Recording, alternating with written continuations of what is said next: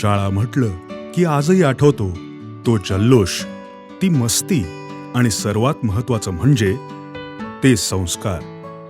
आज अशाच एका शाळेची गोष्ट आपण पाहणार आहोत. श्री यमाई श्रीनिवास विद्यालय औंध. कला, क्रीडा, साहित्य आणि शिक्षण यास राजाश्रय देणारे सातारा जिल्ह्यातील औंध संस्थान हे देशामध्ये नावाजलेलं संस्थान होतं.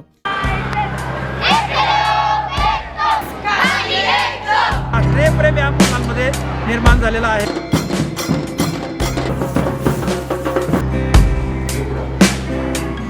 विद्यार्थ्यांना व्यवसायाची आवड लागावी यासाठी व्यवहारातील गणिताचा विषय काढला की चटकन लक्षात येते ते. PSI असेल, SK असेल, डेप्युटी कलेक्टर समाजाच्या हिताचा विचार करणारा अधिकारी 100% निर्माण होईल. 19व्या शतकात भवानराव उर्फ बाळासाहेब पंत प्रतिनिधी यांनी औंध संस्थानामध्ये विविध उपक्रम राबवले. बाळासाहेब पंत प्रतिनिधी हे औंध संस्थानचे चीफ सेक्रेटरी होते. त्यांनी त्या काळात संस्थानावर असलेले सर्व कर्ज फेडले. प्लेगच्या साथीमुळे कराड इथून कराड देवी औंध इथं आणण्यात आली. त्या काळी कराड देवी उत्सवावर होणारा खर्च त्यामुळे कमी झाला आणि हा बचत झालेला खर्च हायस्कूल काढण्यासाठी वापरावा असा निश्चय त्यांनी केला.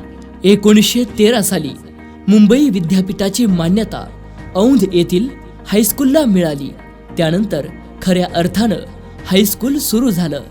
आपल्या संस्थानातील विद्यार्थी प्राथमिक माध्यमिक शिक्षणापासून वंचित राहू नये यासाठी बाळासाहेब महाराजांनी श्री यमाई श्रीनिवास विद्यालयाच्या माध्यमातून 1898 सालापासून शिक्षणाची सुविधा औंध इथं उपलब्ध करून दिली. श्रीमंत भवानराव उर्फ बाळासाहेब पंत प्रतिनिधी असे एक राजे होऊन गेले की त्यांनी कधीही राजेपण मिरवले नाही.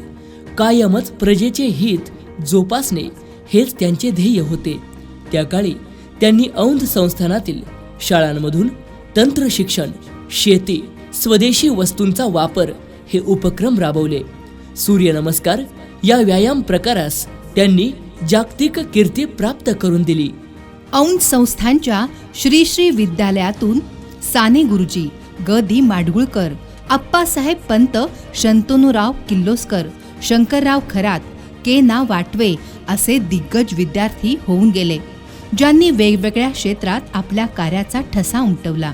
कैलासवासी श्रीमंत बाळासाहेब पंत प्रतिनिधी यांनी शिक्षणाबरोबरच औंध संस्थानात कला, क्रीडा, साहित्य, कीर्तन यास मोठे प्रोत्साहन दिले. महात्मा गांधी यांच्या मार्गदर्शनाखाली लोकशाहीची संकल्पना त्यांनी औंधमध्ये राबवली. त्याचबरोबर स्वातंत्र्यपूर्व काळात सन 1939 साली पहिली ग्रामपंचायत औंध इथं स्थापन केली. स्वतःचं संस्थान त्यांनी देशातील सर्व संस्थानिकांअगोदर खालसा केलं आणि राजेपण सोडलं. औंधच्या ऐतिहासिक श्री यमाई श्रीनिवास विद्यालयास आप्पासाहेब पंत यांच्या समवेत 1949 साली तत्कालीन भारताचे पहिले पंतप्रधान पंडित जवाहरलाल नेहरू यांनी विजया लक्ष्मी पंडित यांच्या समवेत शाळेस भेट दिली. त्यानंतर खऱ्या अर्थानं कैलासवासी श्रीपतराव पंत प्रतिनिधी यांनी श्री यमाई श्रीनिवास विद्यालयाच्या उत्कर्षासाठी प्रयत्न केले. परिसरातील 25 ते 30 गावातील मुलांना उच्च माध्यमिक व महाविद्यालय शिक्षण मिळावे यासाठी प्रयत्न केले. यासाठी त्यांनी श्री यमाई श्रीनिवास विद्यालयाच्या जुन्या इमारतीत सन 1989 साली राजा भगवंतराव ज्युनियर कॉलेज सुरू केले. त्याचबरोबर त्र्यंबक कलाभवन या ठिकाणी सिनियर कॉलेजची मुहूर्तमेढ रवली. त्यांच्या अकाली जाण्यानं औंधच्या शैक्षणिक विश्वात मोठी पोकळी निर्माण झाली.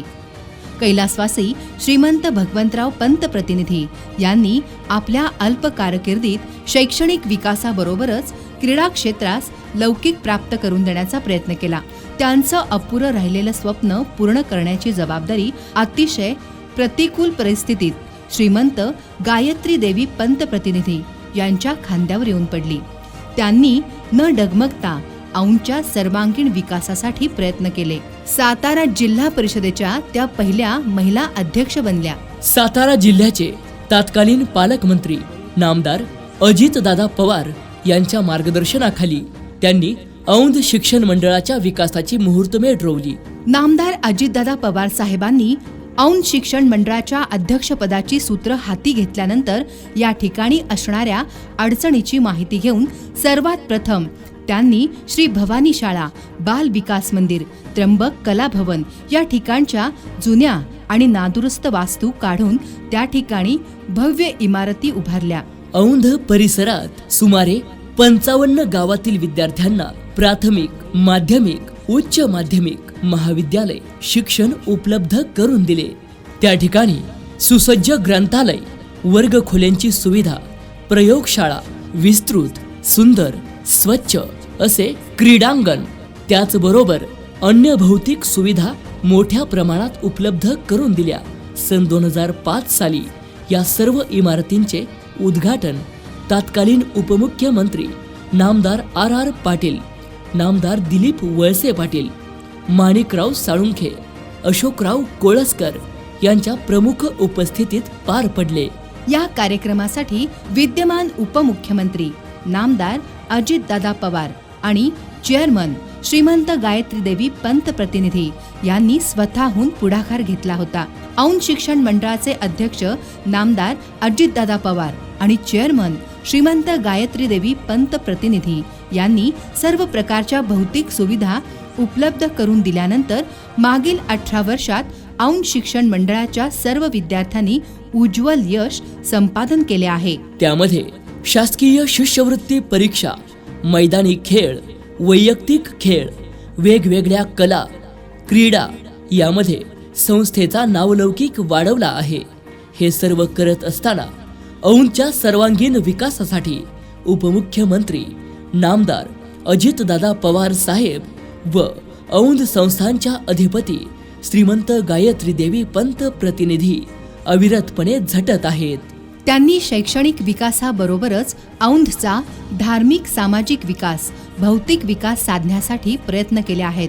औंध गावचा संपूर्ण चेहरा मोहरा बदलला असून मागील काही दशकांमध्ये दुर्लक्षित राहिलेल्या औंध नगरीचं रूपडं पूर्णपणे बदललं असून औंध इथं भव्य देखण्या वास्तू, प्रशस्त रस्ते, वीज आणि अन्य सुविधा उपलब्ध करून दिल्या आहेत. त्याचबरोबर ग्रामीण भागातील विद्यार्थ्यांना चांगल्या दर्जाचे इंग्रजी भाषेतील शिक्षण मिळावे यासाठी श्रीमंत हर्षिता राजे इंग्लिश मीडियम स्कूलच्या नूतन इमारतीचे काम युद्ध पातळीवर सुरू आहे. शतकोत्तर रौप्य महोत्सव साजरा करत असलेल्या श्री यमाई श्रीनिवास विद्यालयाच्या जडणघडणीत व प्रगतीमध्ये कैलासवासी श्रीमंत श्रीनिवास महाराज, कैलासवासी श्रीमंत भवानराव उर्फ बाळासाहेब पंत प्रतिनिधी महाराज, कैलासवासी बॅरिस्टर आप्पासाहेब पंत, कैलासवासी श्रीमंत भगवंतराव श्रीपतराव पंत प्रतिनिधी, कैलासवासी श्रीपतराव पंत प्रतिनिधी, कैलासवासी भगवंतराव उर्फ बाळराजे पंत प्रतिनिधी व औंध शिक्षण मंडळाचे अध्यक्ष व उपमुख्यमंत्री नामदार अजितदादा पवार साहेब, श्रीमंत गायत्रीदेवी पंत प्रतिनिधी, राणीसाहेब महाराज, औंधच्या राजकन्या श्रीमंत चारुशीला राजे, श्रीमंत हर्षिता राजे यांचा सिंहाचा वाटा आहे. औंधच्या राजघराण्यातील मान्यवरांनी केलेल्या या अतुलनीय कामगिरीमुळे शैक्षणिक विश्वात आज औंधला एक वेगळ्या उंचीवर नेऊन ठेवले आहे. नमस्कार. श्री यमाई श्रीनिवास विद्यालयाचा शतकोत्तर रौप्य महोत्सव समारंभ साजरा करत असताना व त्या क्षणाचा साक्षीदार होत असताना मला अत्यानंद होतो की या संस्थेची स्थापना 1898 साली झाली असून आज अखेर या संस्थेला 125 वर्ष पूर्ण होत आहेत. 125 वर्षाच्या वाटचालीमध्ये या संस्थेनं या देशाची शैक्षणिक पारंपरिक पद्धती अतिशय चांगल्या पद्धतीने जोपासली असून या संस्थेनं अनेक मान्यवर साहित्य क्षेत्रामध्ये, क्रीडा क्षेत्रामध्ये, प्रशासनामध्ये निर्माण केले. अशा नामांकित शिक्षण संस्थेचा शतकोत्तर रौप्य महोत्सव सोहळा संपन्न होत असताना काही आठवणी आणि आठवणींचा उजाळा निश्चितपणे करणे गरजेचं आहे. या विद्यालयाच्या माध्यमातून सूर्यनमस्कार, त्याचबरोबर शेतीविषयी ज्ञान, त्याचबरोबर संस्कृत विषयी ज्ञान, योगा, NCC, स्काउट गाईड, चित्रकला, गायन स्पर्धा, गीत गायन, वक्तृत्व स्पर्धा, IBT course, Fali course, digital classroom. या संस्थेमध्ये शिकत असणाऱ्या विद्यार्थ्यांना प्रशस्त संगणक विभाग, प्रशस्त असं ग्रंथालय, प्रशस्त असं खेळाडूसाठीचं क्रीडांगण, त्याचबरोबर सुदृढ आरोग्य राहण्यासाठी प्रशस्त असं Gymkhana, table tennis court, badminton hall अशा आधुनिक सुविधा ज्या ज्या पद्धतीने शिक्षणाची व्यवस्था बदलत गेली त्या पद्धतीने ती बदलती प्रक्रिया या ठिकाणी या संस्थेने विद्यार्थ्यांना पुरवायचं सातत्याने प्रयत्न केला असून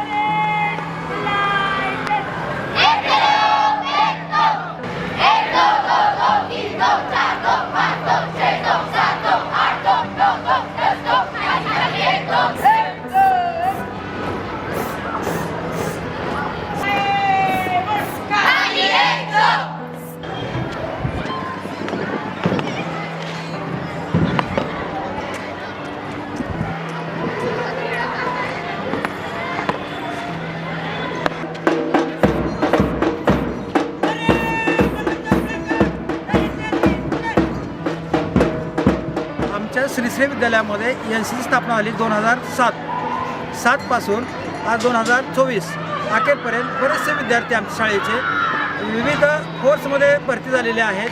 युनिफॉर्म यांच्याकडे असतो, त्यामुळे युनिफॉर्मच्या दृष्टिकोनातून सुद्धा यांची एकता निर्माण होते. म्हणजे राष्ट्रीय प्रेम या मुलांमध्ये निर्माण झालेलं आहे. इतर मुलांपेक्षा ही मुलं खरोखरच देशप्रेमाने बहरवलेले असते.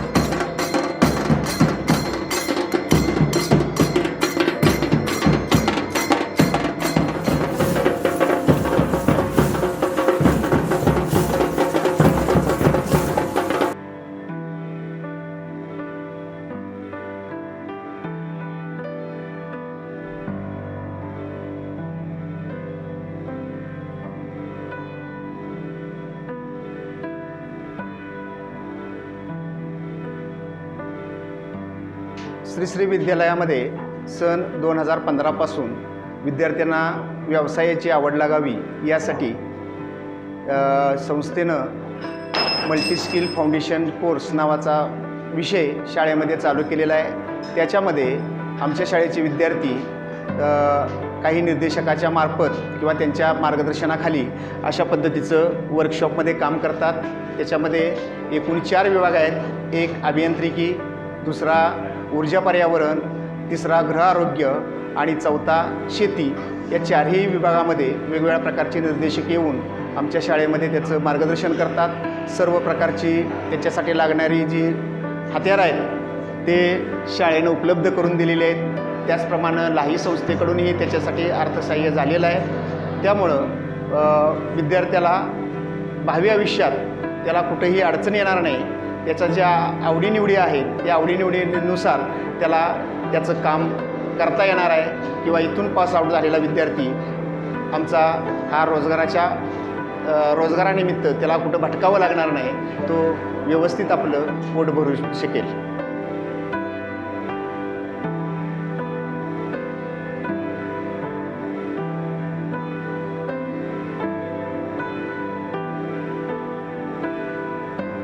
मी गणित या विषयावर बोलणार आहे.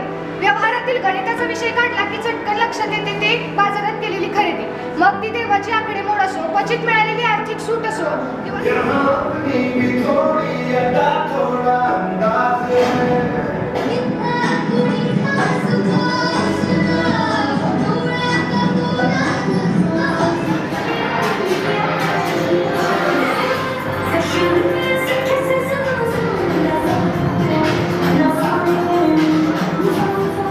बरोबर.